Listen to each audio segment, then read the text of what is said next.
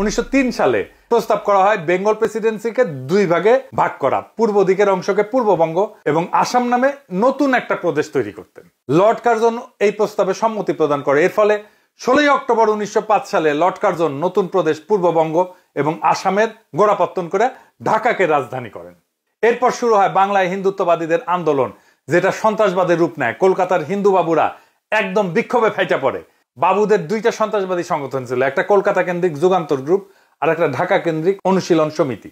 যুগান্তর গ্রুপের সন্ত্রাসী ক্ষুদিরাম বসু একজন সাহেব ম্যাজিস্ট্রেটকে হত্যা করার জন্য সাহেবের গাড়ি লক্ষ্য করে বোমা হামলা করে।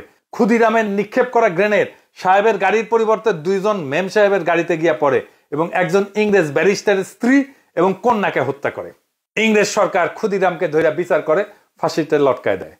এইরকম নারীঘাতক হিন্দুত্ববাদী সন্ত্রাসীকে আবার বাঙ্গু সমাজে সেলিব্রেট করা হয়, তাকে নিয়ে কবিতা লেখা হয়। আর এক বাঙ্গু প্রগতিশীল আব্দুল নূর তুষার ইতিহাস জ্ঞান দিতেছে জাতিরে। সে কইতেছে আমাদের দেশে কার্জন হল আছে, কিন্তু ক্ষুদিরামের নামে একটা চালাঘর নাই।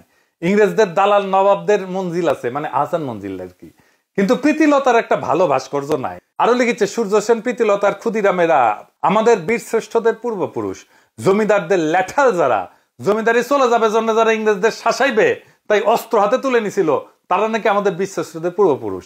আমি যাই কই।